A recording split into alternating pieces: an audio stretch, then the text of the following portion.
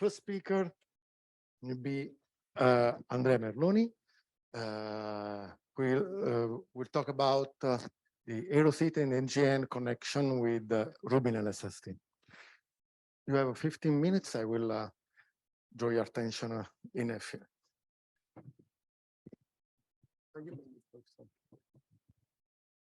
Thank you. Thank you all for being here. So I think the reason why I'm here talking to you is because X-ray astronomy has entered the game of large volume surveys, of which Rubin and LSST, if you want, will be the pinnacle, at least for optical astronomy. This is a sketchy representation of what we have learned in 50 years of X-ray astronomy in terms of sources that you can observe in the sky. It goes from the usual suspect of compact stellar remnants in our own galaxy to AGN. But of course, the emphasis when you talk about large volume surveys is on the large scale structure, galaxy evolution, and cosmology side. So in the era of wide deep sky surveys, the X-ray provide a unique view of the hot and energetic universe. You know, most of the baryons are in the warm and hot phase that emits tenuously in X-rays. Clusters of galaxies, in fact, have been always part of the clusters of galaxies observed in X-rays have always been part of the mainstream cosmology tracers. But of course, we know that X-ray marks some of the most exotic and energetic events in the history of a galaxy, and the whole theme of feedback from active galactic nuclei has become very important in recent years. However, a problem that prevented this strong synergy between wide area surveys and X-ray astronomy was that the most powerful X-ray telescope until now, our flagship observatories like Chandra and XMM, had too small a field of view to provide coverage of large parts of the sky, just because it's quite difficult technically to build a sensitive X-ray telescope that covers wide fields. And this maybe is illustrated by this sketchy plot that shows in logarithmic scale the number of sources discovered in 50 years of X-ray astronomy by the different missions. And here you see that in their serendipitous catalogs made available to the community by Chandra and XMM, we are detecting about 30,000 sources per year, new source. ROSAT, with its all-sky survey from 1990, still stands before the launch of eROSITA as the single instrument that discovered the largest number of objects within 1 year, just because the advantage of probing large volume of the universe. And in green here, you see eROSITA, which is a new X-ray telescope I'm going to tell you about, which was designed to be sensitive over large areas. And in fact, if I show the same plot in linear scale, you clearly see the revolutionary contribution of eROSITA in terms of discover new parameter space and a new population. So in fact, in about the first 6 months of our operation in 2020, with eROSITA, we have discovered as many new X-ray sources as have been cataloged by all other missions in 50 years of X-ray astronomy. So what is eROSITA? This is just one slide primer of the hardware. You see pictures taken in the integration lab at MPE. It's an array of 7 telescopes that inherit XMM Newton technology of lightweight mirror replica.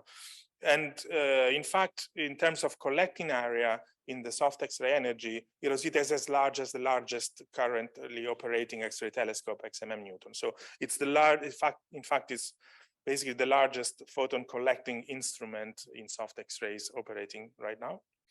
But of course, the main difference with respect to the XMM Newton and the other flagship mission I just mentioned is the large field of view of 1 degree diameter. Of course, the price you pay to build these fast telescopes with the X-ray optics right now within limited cost is a relatively poor angular resolution. We have half energy width of about 30 arc second when average over the field of view that still allow us to position sources to of the order of 4 to 5 arc second. And these telescopes focus X-rays on cameras, which are probably the best state of the art X-ray cameras existing. These are also an heritage of XMM Newton PN technology with some improvements. In total, we have about 1 million pixels of 9 arcsecond size. As you know, X-ray CCDs are also spectrometers. So each of our observations is in fact IFU, and the eROSITA camera have a resolution of about 20. So you can think of like GRISM spectroscopy, which is almost a factor of 2 better than XMM Newton. So are very powerful also for spectroscopy, once you have enough photons, of course. This is a pictorial demonstration of the advantage of eROSITA with respect to Chandra and XMM Newton. That's the field of view of eROSITA compared to these other two flagship. So large grasp, that means survey speed. Grasp is the product of the field of view and the effective area.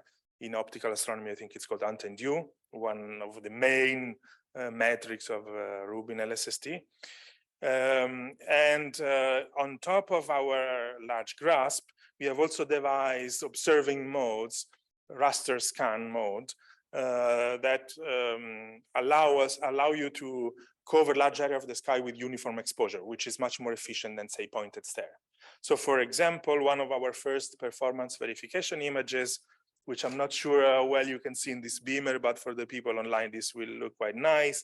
It's a few degree wide field centered on an interacting cluster system of 3 clusters of galaxies, which is dotted by actually thousands of active black holes in the background. And what you see here is the X-ray image between 0.2 and 2 keV of this field that probably, or maybe Thomas will talk about later.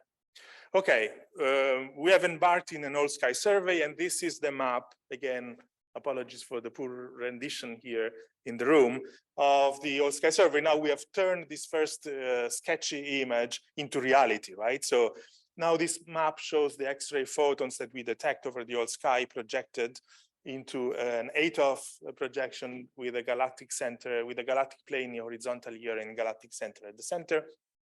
This is color-coded by the energy of the incoming photon, with red being low energy between 0.2 and 0.6 keV, the green between 0.6 and 1 keV, and the blue between 1 and 2.3 keV. This is the sensitive energy band of eROSITA, so soft X-rays. It's a very beautiful map, I think much more beautiful than the simulation I showed at the beginning, with a lot of structure. A lot of the structure you see is interesting physics of the intergalactic medium of the Milky Way, with the feedback from the supermassive black hole, supernova remnants. In fact, you can also turn this map into a guide of the X-ray sky with very famous sources like Synergies X1, the first discovered black hole.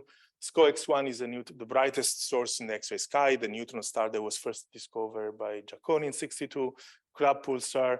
We have beautiful supernova remnants, Magellanic Cloud, Virgo and Coma, biggest clusters of galaxies in the nearby universe, and so on. I will, time permitting, will go through a bit better tour of the X-ray sky at the end of my presentation.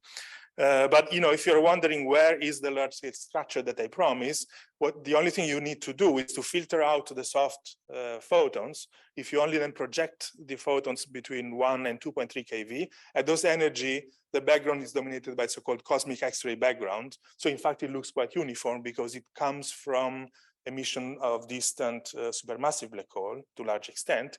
And on top of this relatively uniform background, you actually see the large-scale structure nearby. These are easy to identify if you overplot the 2-mass redshift survey. You know, these are local galaxies with spectroscopic redshift. So this, you know, the great attractor is here. This is Virgo, Shapley supercluster. Many of the famous superstructure nearby are well known from the 2-mass redshift survey, and actually you see them directly with your own eyes in the X-ray map, which I think it's a fantastic achievement of the all-sky survey. Okay, a few numbers of this. The operation of eROSITA is such that it takes 6 months to complete an all-sky survey. I will go into some detail at the end.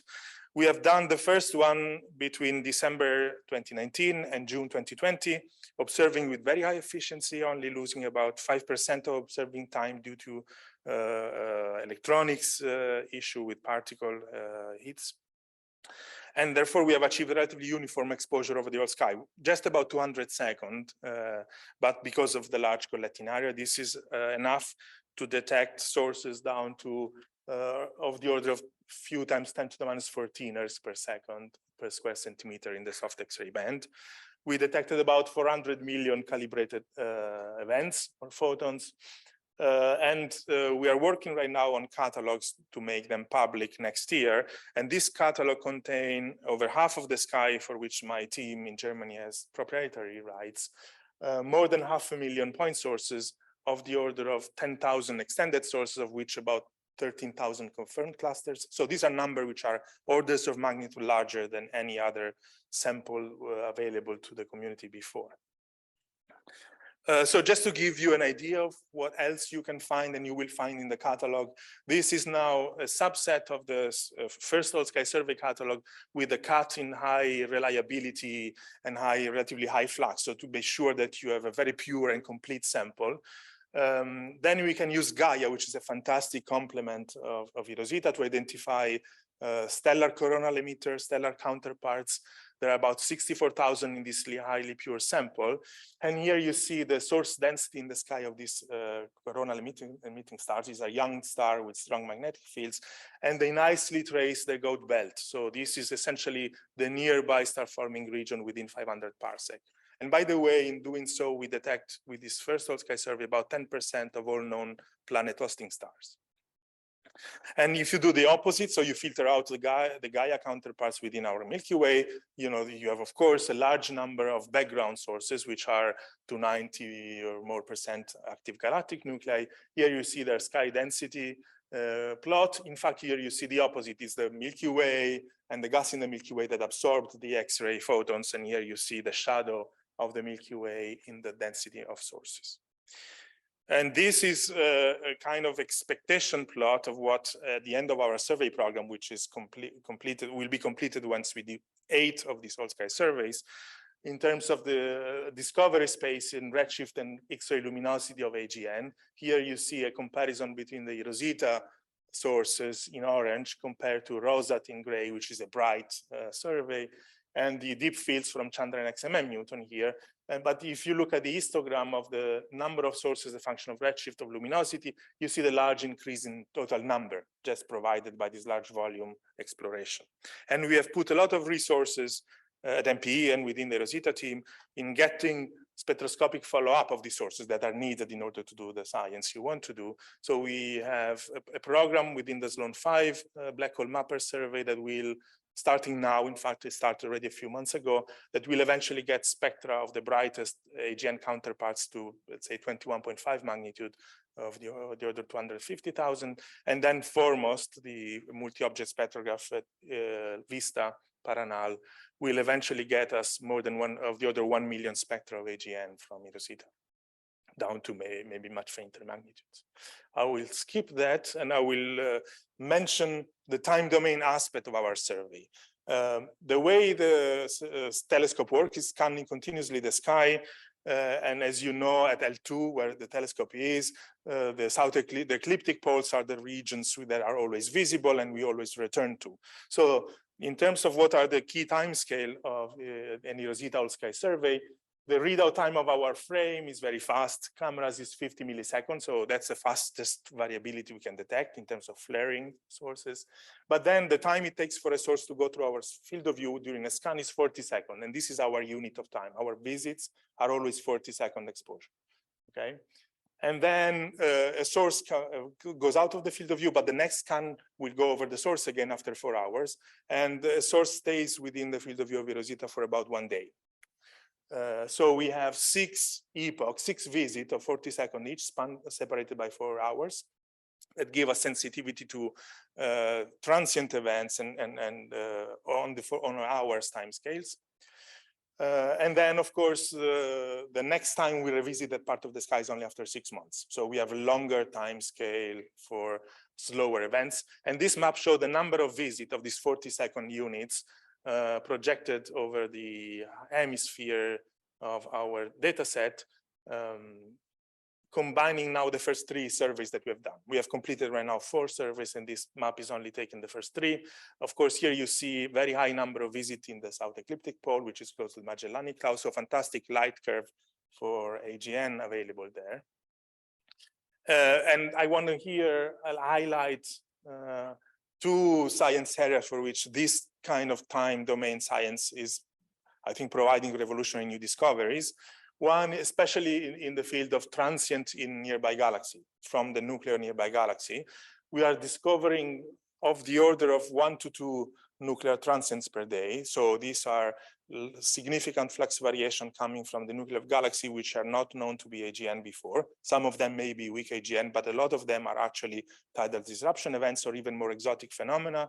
One of those was our second Nature paper in 2021, that's called quasi-periodic eruption. So we have discovered variability on few hours or tens of hours time scale coming from the nucleus of this galaxy.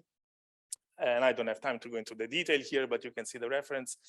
On the galactic science side, we have also discovered by chance the first ever ignition flash of a nova, just by scanning over it at the right moment in time.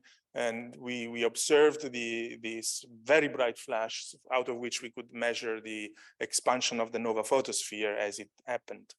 And this is another Nature paper coming out last year. But this map, in fact, shows the sample of nuclear transient, most of which we think are tidal disruption events that we are amassed, just comparing the second, the third, and the fourth Old Sky surveys. And this, I think, probably one of the most exotic ones. We have a paper which is about to be published. It's in the final stage of referring. This is an object detected as a bright transient in ERAS-2, I think, or ERAS-3. Very strong candidate for tidal disruption event, but then showed a dramatic drop. And this is a follow-up X-ray light curve using SWIFT and XMM. And what we see is that these flares from the nucleus of the nearby passive galaxy repeat every 220 days. So what we think is going on is a partially disrupted star on an elliptical orbit that comes close to the supermassive black hole at the center. And when it does so, it produces a flare. And the complex light curve in X-ray and UV are probably due to accretion state transitions. So this is the last thing I wanted to say. But I promise you a better tour of the X-ray sky. So now this is again a map of the old sky on the hemisphere that we have the data on. This is now including the data for 4 surveys. So we have more photons, we can do better spatial resolution. So I can afford to zoom on some of the interesting areas of the X-ray sky. Here is the north, we are north of the galactic center. This is a view of the nearby large-scale structure. This is Virgo, the Shapley supercluster. These bright white spots are all nearby clusters of galaxy. We move then to the opposite side of the galactic center. Here, the sky is pretty dark and uniform. This is a new supernova remnant of 4 degrees inside that we have discovered in our first old sky map called Ohinga. Then we go towards the galactic anticenter, where the crapules are here. This is the Vela supernova remnant, one of the brightest X-ray and extended supernova remnant. And then moving towards the south of the anticenter, this is Orion and the Orion Eridanus nearby clouds. This is Fornax cluster. This is the interacting system I showed you in my first, one of my first slides. I think you are coming towards the home. These are the Magellanic Cloud, and then we go back towards the galactic center with this fantastic complex interplay between ISM hot emission and absorption. So plenty of interesting physical process to be studied using the X-ray map of the galactic plane. Okay, before I close, one word about programmatics. I told you we start our Old Sky Survey program at the end of 2019. We have completed 4.5, but since February, due to the ongoing war between the invasion of Russia, of Ukraine by Russia, we had suspended our observation because eROSITA is currently flying on a Russian mission. And there is a very complex history behind that I don't really want or have time to discuss right now. The instrument is in safe mode. It could be restarted when and if and when this happens, I cannot tell you now. But we are working hard to release our data to the public. The first data release of the first Old Sky survey will happen in spring next year. And then we have enhanced in the team fully processed data for 4 complete Old Sky survey that will eventually be made public probably around mid of 2024. Okay, this is everything I wanted to say. I leave you with a beautiful image of the Vela supernova remnants and take questions if there is time. Thank you.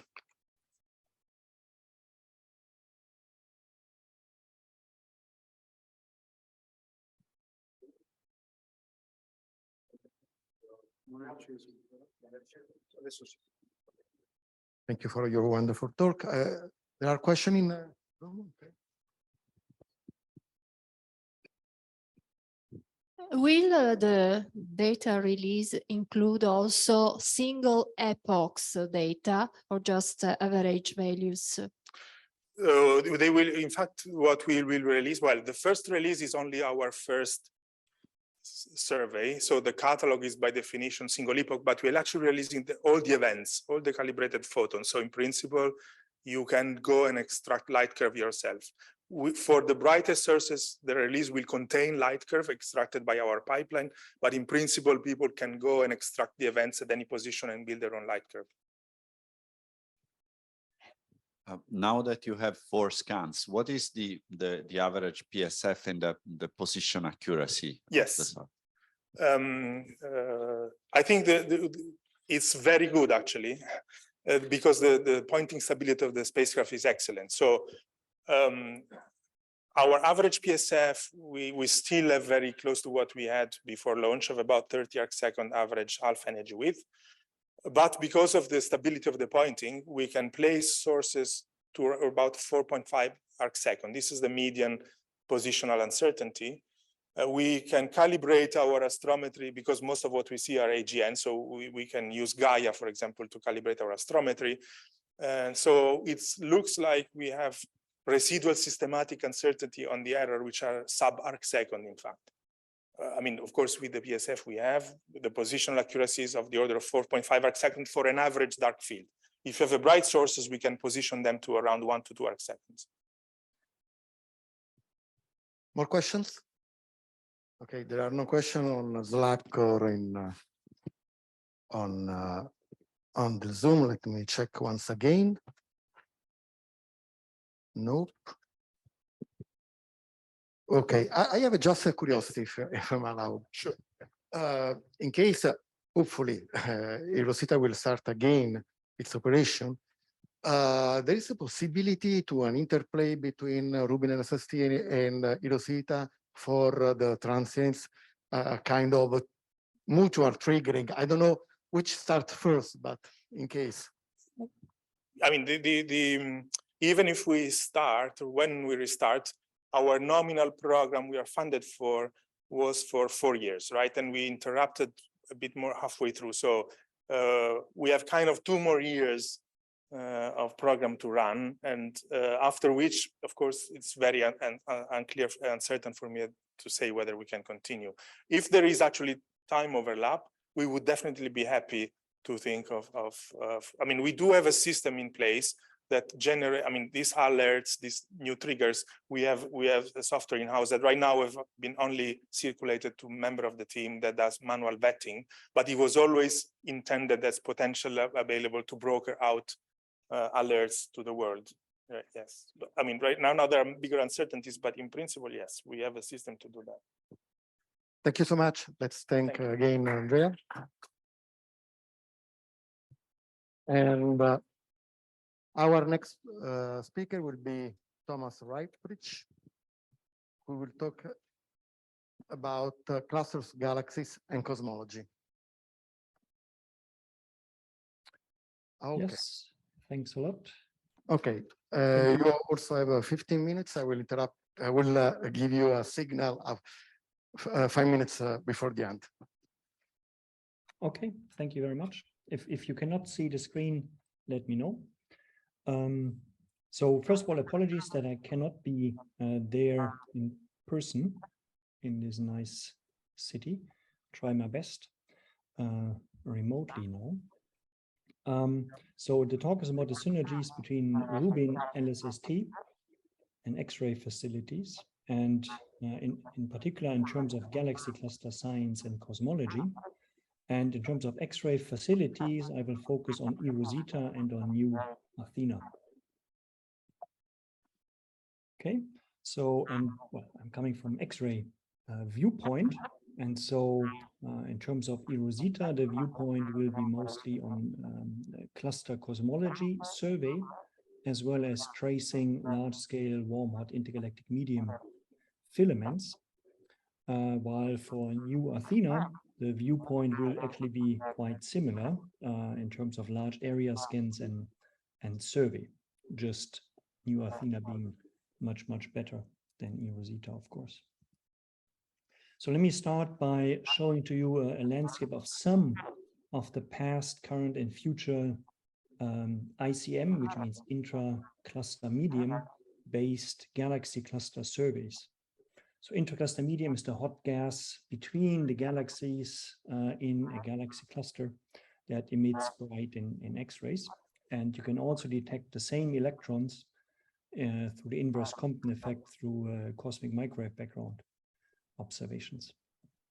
So what is shown here, I hope you can see my mouse pointer, is on the y-axis is the mass of clusters, and on the x-axis is the redshift of clusters. And that plot is from one of the papers written by Adam Mans a few years ago. And what you can see is some of the past, still current surveys from X-rays, ROSAT, and the Zunyav-Zelevich effect. The CMB surveys from SPT is shown here as an example.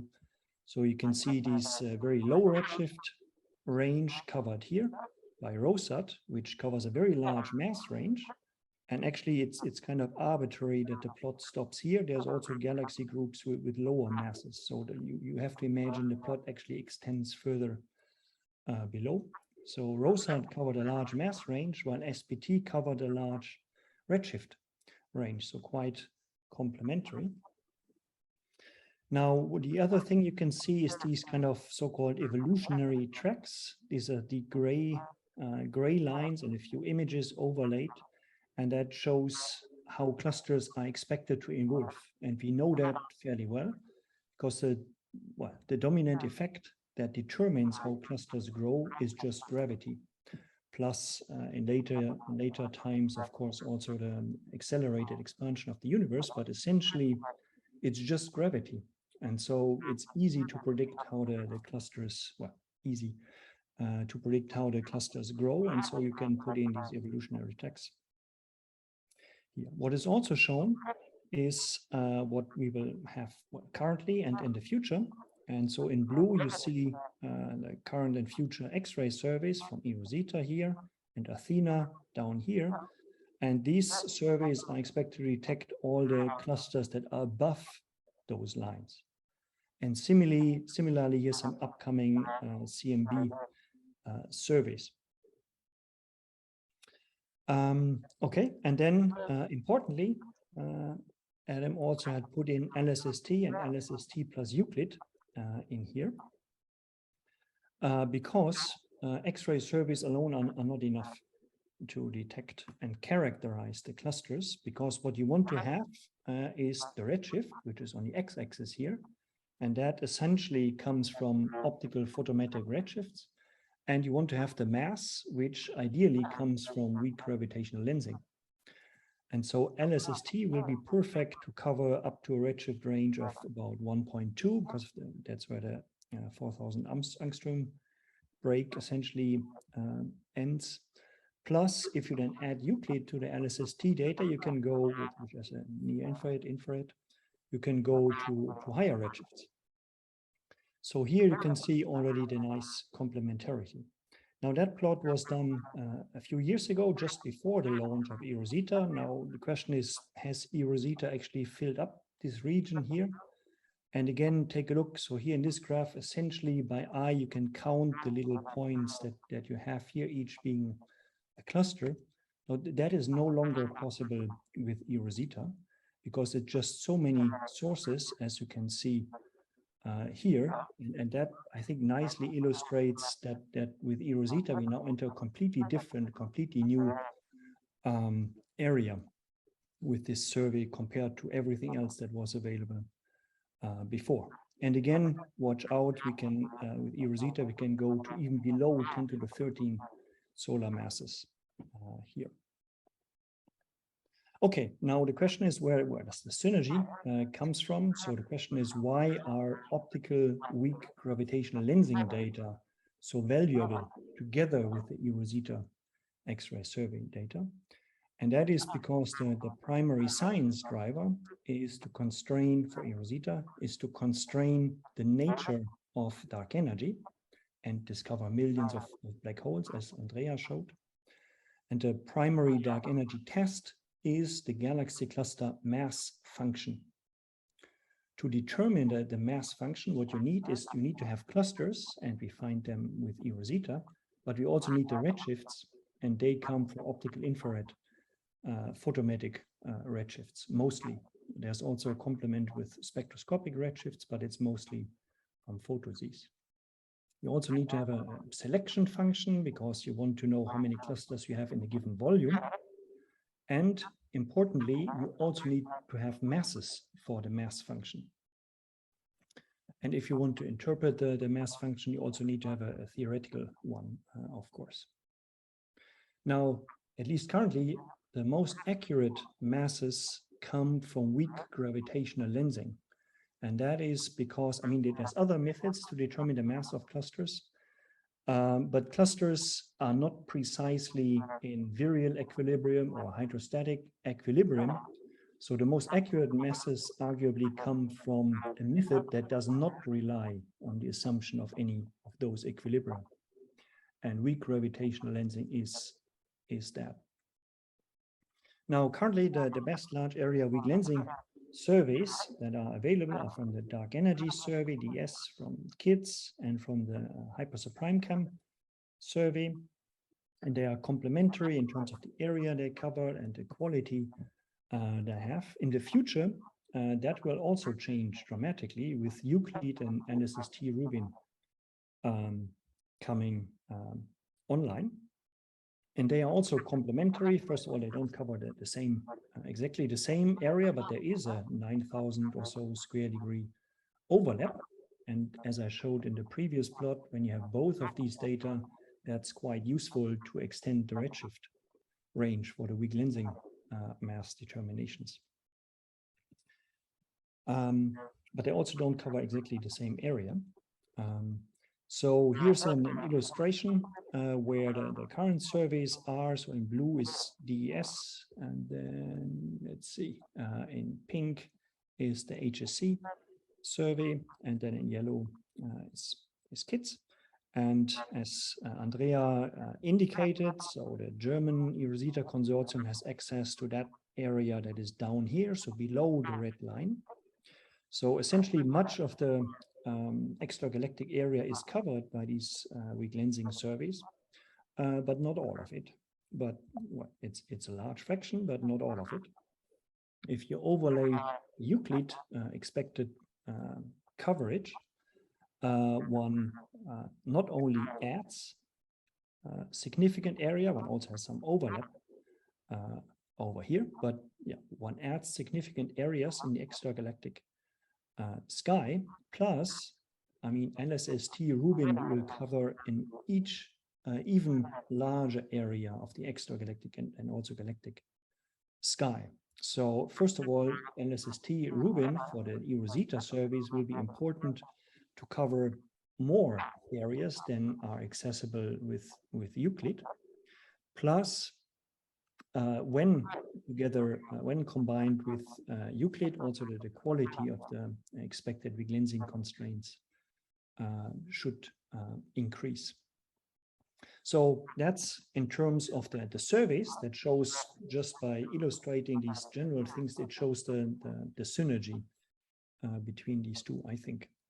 Now, another aspect of eROSITA that we had not quite expected so early on, but now it's clear it works, is that if eROSITA not only covers the full sky, but if you move a little closer and zoom in, you can actually also see that it has quite a nice spatial resolution and can cover things in quite some detail.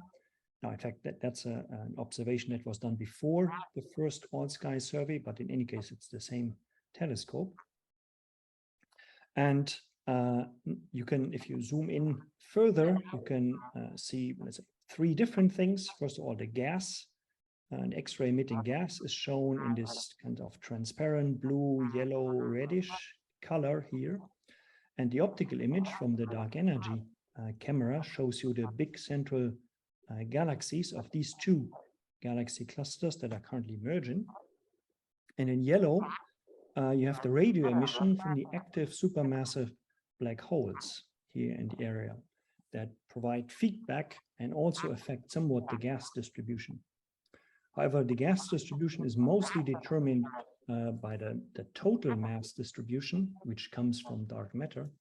So essentially, this darker area here, the more transparent area, is also where most of the dark matter is. So that already shows how important it is to combine the different wavelengths, in this case here, X-ray, optical, and radio to get the full picture.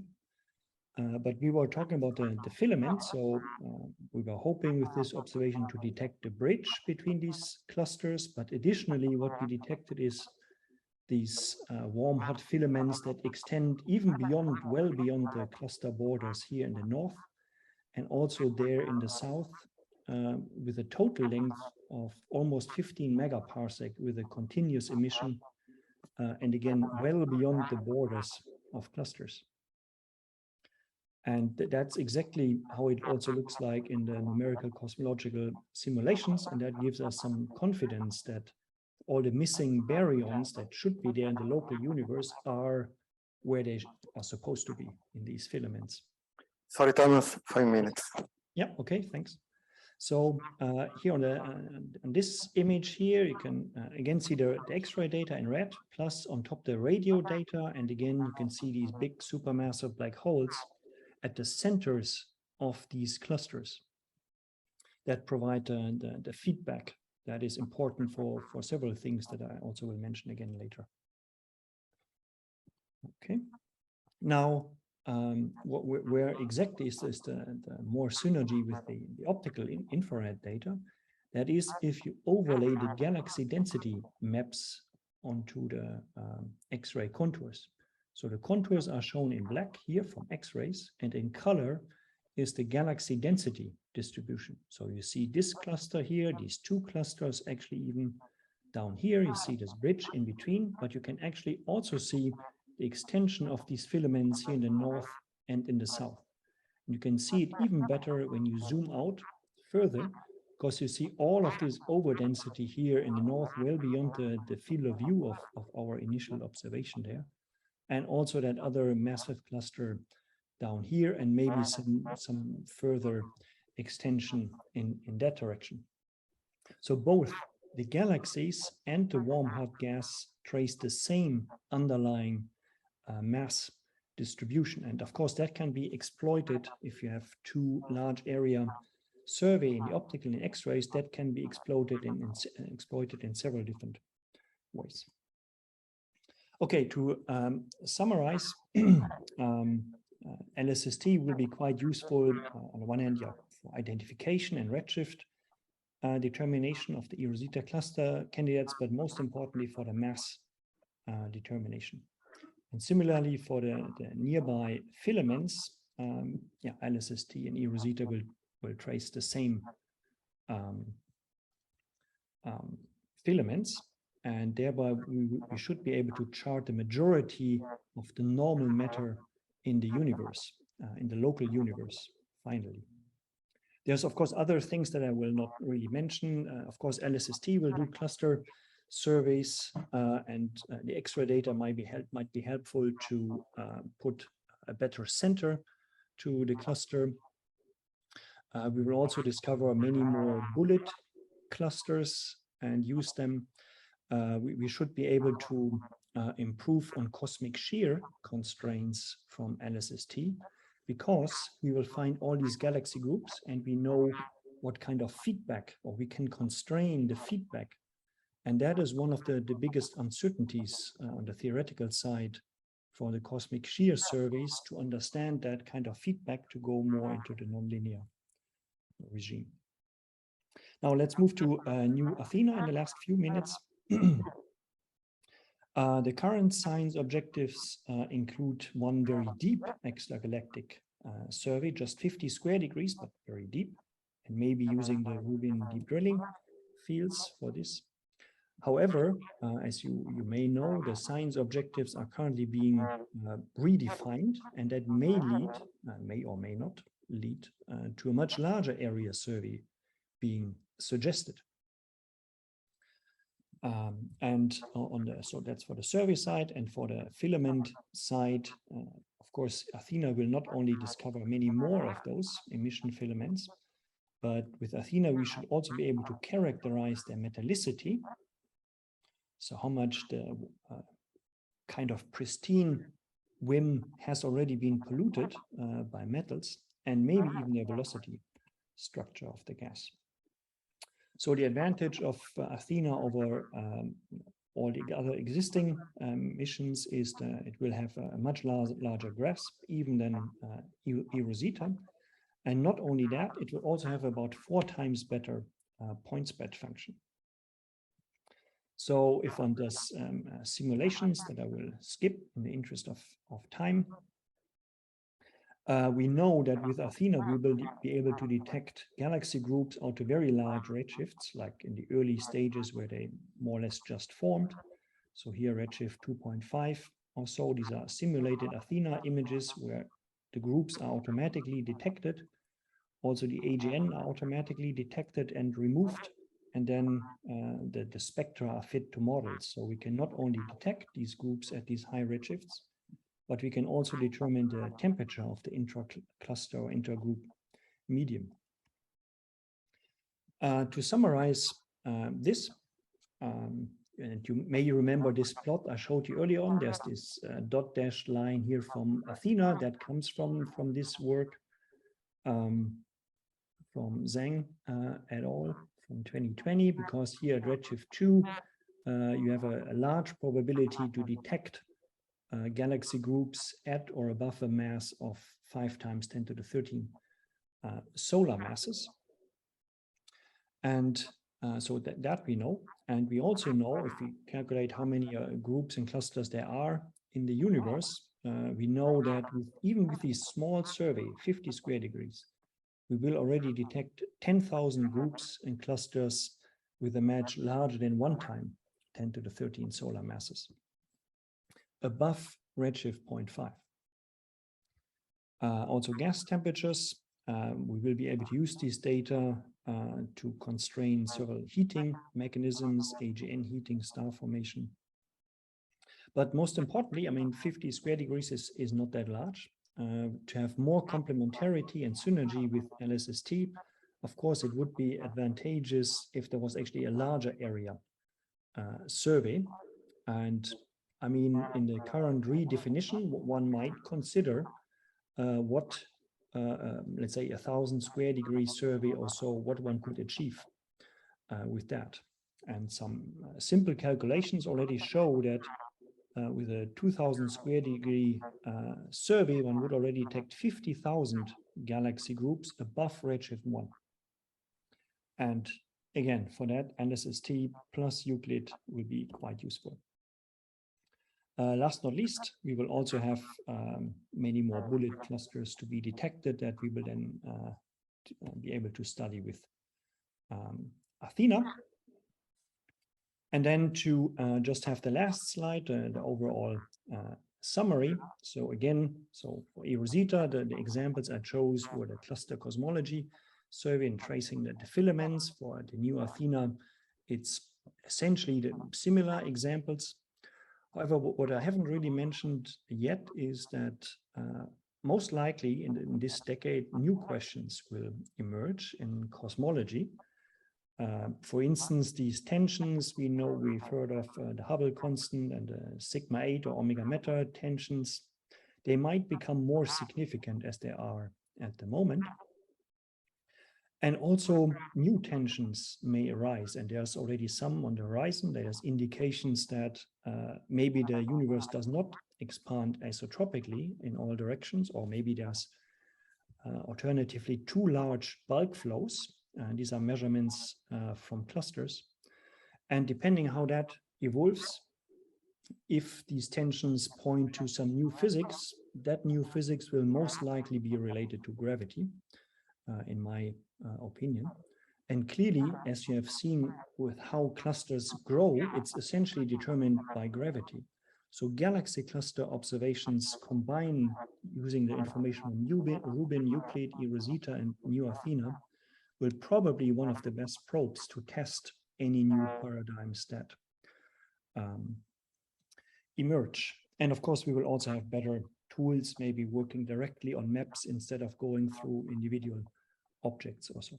So thank you very much.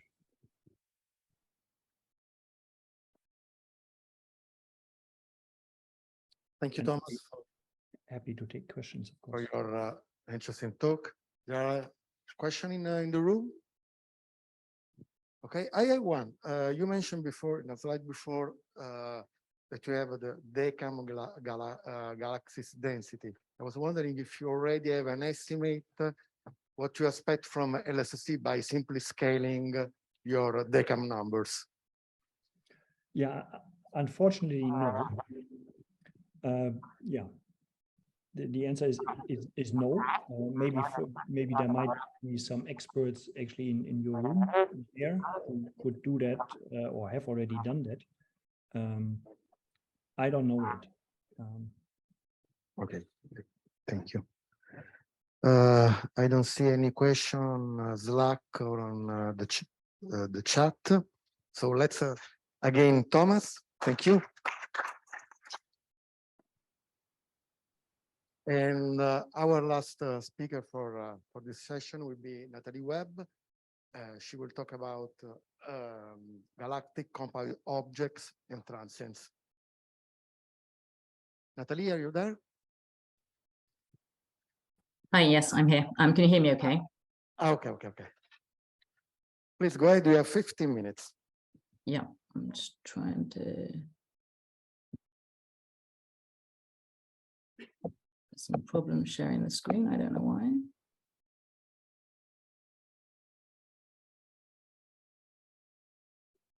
It's not giving me any of the options of the things on my desktop at all. I don't know why. It's never happened to me before.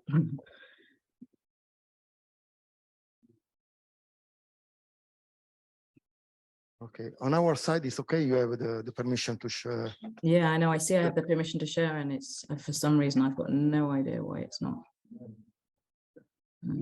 It's not wanting to play ball at my end. Never had this problem ever. I'm really sorry. I was not anticipating this in any way. We will fix it. Do you want to show the slides that I sent you? Yes. Okay, we can. Okay,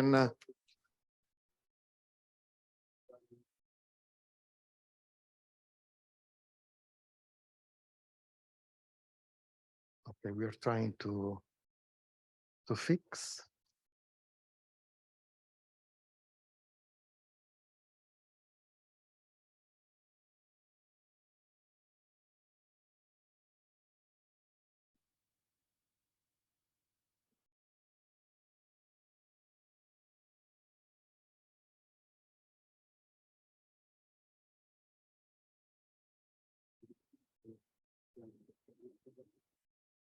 Maybe we can share our screen and then you. Yeah, if you could do that, that would be great. Yeah. Thank you. I'm really sorry for this. I've never ever come across this problem ever.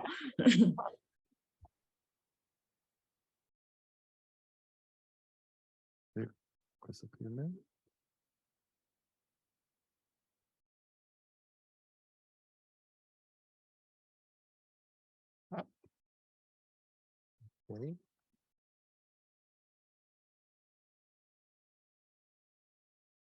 E adesso però ci mancano le slide.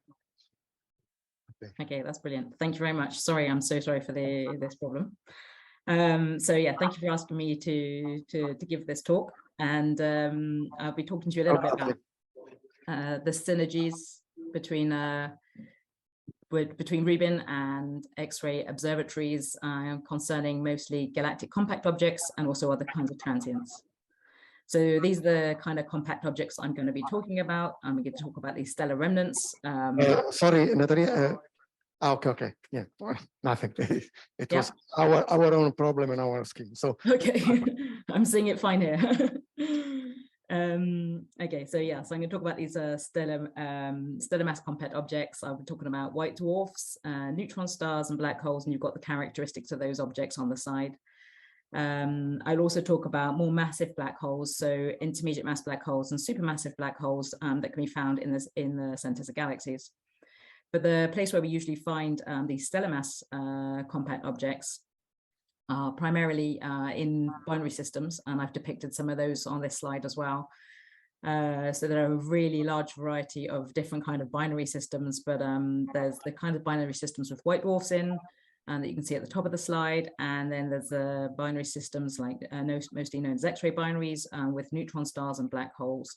And you can see those in the plots towards the bottom of the slide. So if you can go to the next slide, please. So this is just to give you a bit of a flavor about the variety of different kinds of compact objects and their binaries. I will not try to be exhaustive. I will not be able to cover all of these kinds of objects during this talk, so don't panic. I'm not going to try and fit them all in. But yeah, just to give you an idea of the different kinds of things that we can actually observe. So you can go to the next slide. Thank you.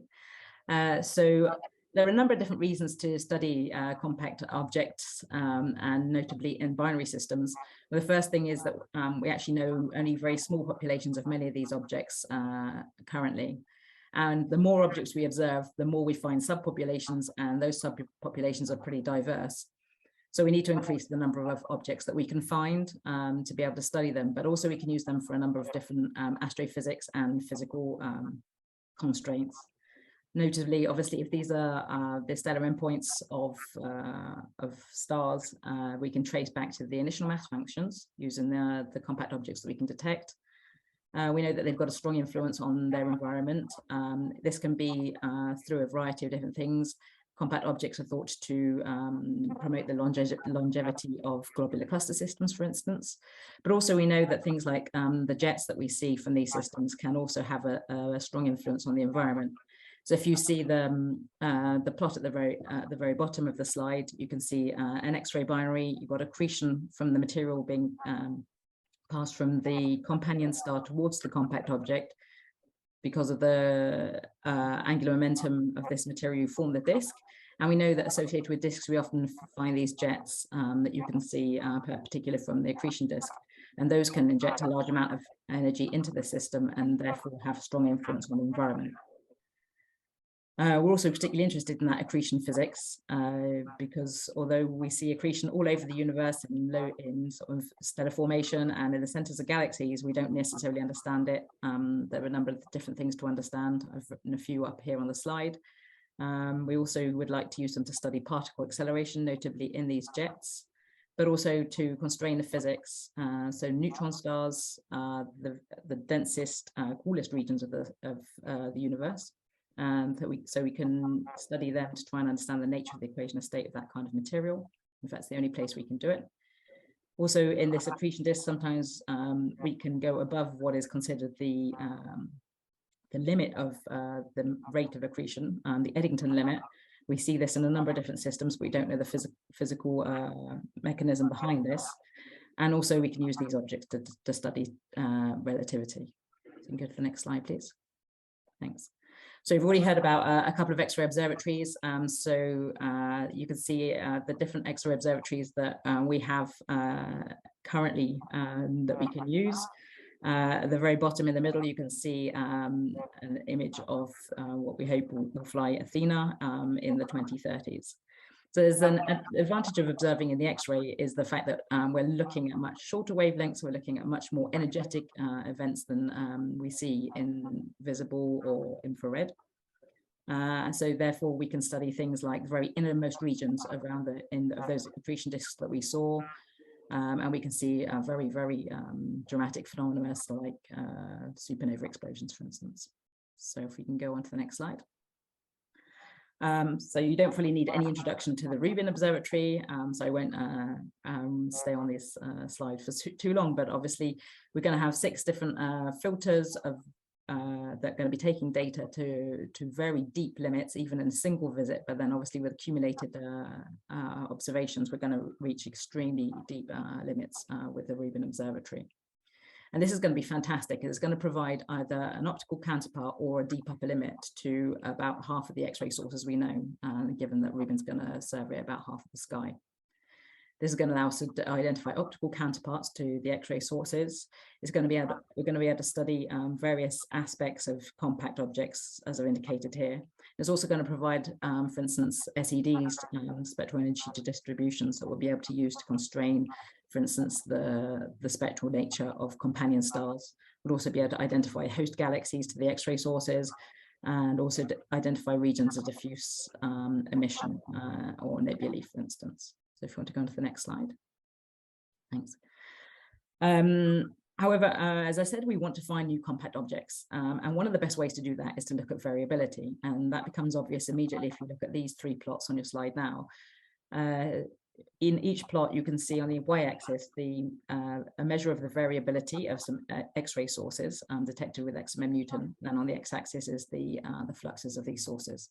And the 3 different plots are, on the left, the stars, in the middle, galaxies, and on the right-hand side are the compact objects. And you can quite clearly see that the compact objects are much more variable than any of the other kinds of objects there. So looking for variability is a great way to try and identify new compact objects. If you can go on to the next slide. So you can see a couple of sources that vary very, very strongly in the optical bands. On the left-hand side, this is a light curve spanning a few weeks of a cataclysmic variable. You can see there's extremely strong variability on hours to days to weeks timescales. And on the right-hand side, we've got an example of an X-ray binary. There's 3 successive outbursts of that source. And you can see extremely strong variability in the optical. So Rubin's going to be great to observe these kinds of outbursts across the whole of our galaxy, especially using the redshift filters in the regions that are affected by strong absorption, notably the regions towards the center of our galaxy. We'll also be able to observe these kinds of outbursts even in neighboring galaxies out to about 1 megaparsec. And it will help us find many new compact binaries, and observing repeatedly the same regions of sky will allow us to determine the periods using the Rubin Observatory. Complementary X-ray observations will be great for giving us further insight into the origins of the periods, to understand something about the disk mechanisms, which are often at the origin of these kinds of outbursts that we observe, give us information about the black hole spin, etc. If you go on to the next slide, please. Other system parameters that we can determine other than just the binary period is something about the inclination using the Rubin observations. For example, we see this kind of ellipsoidal modulation with the X-ray binaries because the companion star is deformed. And so during the orbit, you see a different face of the star. And this gives this ellipsoidal modulation that we see in the left-hand plot on your screen. You can also, as I mentioned earlier, determine spectral types of the stars. And so if you know the spectral type of the companion star, we can get a constraint as well on the mass of the compact object. We can also use differential photometry, as you can see in the bottom right-hand plot, to get some insight into the mechanism for the accretion disk, which is different for different kinds of the accretion disks we expect. And then, of course, the X-ray observations are again going to be extremely complementary. We're going to be able to identify rotation rates of neutron stars, identify the X-ray binary periods, for instance, through the X-ray observations. If you can go on to the next slide. Sorry, Natalie, 5 minutes. Thank you. Perfect. As I mentioned, there'll be large populations of sources that are going to be discovered through periodicities with the Rubin Observatory. So there are about 2,000 double degenerates expected with the Rubin Observatory, and these could be studied further in the X-ray to try and understand how they evolve, and that's got a really big implication for understanding the fate of double white dwarf binaries in the framework of type 1a supernovae, which, as you know, are used for measuring cosmological distances. There should be 300 black hole Lamos X-ray binaries discovered, which will increase the number of these objects by about a factor 5. and many cataclysmic variables, based on 1 year of ZTF data where there was 200 new cataclysmic variables identified. This means that the Rubin Observatory is going to be a fantastic observatory to identify more of these things. And as you probably know, there'll be several kilonovae, so the mergers of 2 neutron stars that are expected to be detected with Rubin per year. And these maybe with or without a gravitational wave counterpart. And go on to the next slide, please. So there are a number of different questions that could be addressed. I've only put up a couple of examples here. I mean, there's many things that could be done. As you know, with the gravitational wave observations, we found some very massive black holes, and we don't see those in electromagnetic observations of black hole X-ray binaries in our own galaxy. Peter Jonker and collaborators suggested that's just simply because they've not been detected yet, and these objects should lie towards the galactic plane, and they should be in the longer period binaries as well. So Rubin's going to be fantastic for finding these kinds of things, because it's going to be the cadence of the observations privilege the longer period binary systems. The infrared fluxes and the infrared will allow us to search in the galactic plane. But then using our X-ray observations, we'll be able to confirm the black hole nature and also perhaps understand the mass through modeling the ion line, for instance. Looking again towards the center of the galaxy, but this time at the supermassive black hole in the center of our galaxy, we know that there's both X-ray and optical flaring, but we don't know what the origin of that flaring is. So coordinated observations between X-ray observatories at the same time as there are Rubin observations should help us resolve the question. If you can go on to the next slide, please. So moving outside of our own galaxy, we know of some sources called the ULXs, ultraluminous X-ray sources, which appear to be extragalactic binary systems, but that seem to exceed the Eddington limit. And as I mentioned earlier, we don't know the physical mechanism for that. So we'd like to find more of these and understand how that happens. We also see a number of different periodicities from the systems, and these seem to vary depending on the wavelength. So X-ray, ultraviolet, optical, for instance. You can see an example of that variability taken from a paper by Felix First of one of these ultraluminous X-ray sources. So we'd like to understand the origin of the different periodicities, and we'd also like to understand, really, are these ULXs just a manifestation of an X-ray binary in a specific state? And also we see there's a massive variability on the longer term. If you look in the central panel of those light curves, that's the X-ray data. And you can see we have a clear detection of these kinds of sources, and suddenly they drop by several orders of magnitude and become so faint that we can't detect them. We don't understand the nature of those transitions. And we don't really understand why or how these ultraluminous X-ray sources form. So Rubin and X-ray observations will be fantastic in constraining this. If you can go on to the next slide, please. We also heard about tidal disruption events from Andrea during his talk. These are when stars come too close to a massive black hole and get ripped apart. Observing these systems allows us to detect previously faint black holes, ones that we couldn't detect before, become bright, and so we can study them. There are a number of different things that are interesting about tidal disruption events. First of all, they allow us to find the lower mass black holes, which could be the origin of the formation of supermassive black holes. And they also show some super Eddington accretion, which are also interesting to study, as I mentioned earlier. But there's a number of different open questions. I've only listed a few of them on here. Obviously, I can't cover all of them, but we do see that the outburst durations are very variable. It's not clear why that should happen. Is it due to the accreted star mass? Is it due to the inefficient circularization of the matter? And also there seems to be some hint for having different outburst duration between the X-ray and the optical. They're also, moving towards the end of that slide, a number of different types of tidal disruption events that have been detected. Sometimes they're detected in the optical but not the X-ray, sometimes in the X-ray but not the optical, and sometimes in both, or in fact just in radio. And why we should be detecting them in such different wavelengths and at different times, it's not clear. If you can go on to the next slide, please. Also, one thing that can be done is to identify particularly interesting sources to be followed up in X-ray. So There are a number of different target of opportunity proposals that could be put in to cover these objects that are going to be found with the Rubin telescope. I've listed a few here, but I mean, there's many, many different kinds of objects that could be followed up in X-ray, which would be very complementary to the variable sources detected with the Rubin Observatory. If you can go on to the next slide.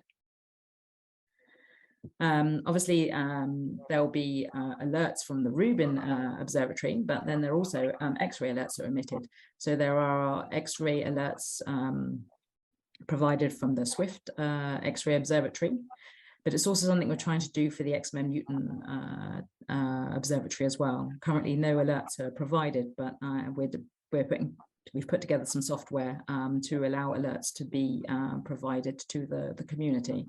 And then searching obviously in the Rubin data to try and follow up those alerts will help us identify the nature of those variable sources that we've discovered.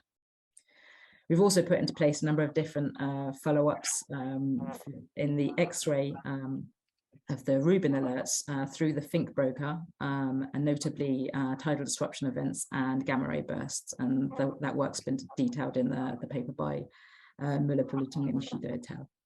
If you can go on to the next slide, please. Finally, something that was mentioned in Thomas's talk, having dedicated X-ray observations of Rubin fields would be fantastic. There's enormous value in contemporary X-ray and optical data. It's going to facilitate the identification of sources with the joint observations. You'd have the evolution of the source within two electromagnetic domains, which is always extremely powerful. It will help us constrain the physical mechanisms of the emission, constraints on the source distances directly, and the many other things.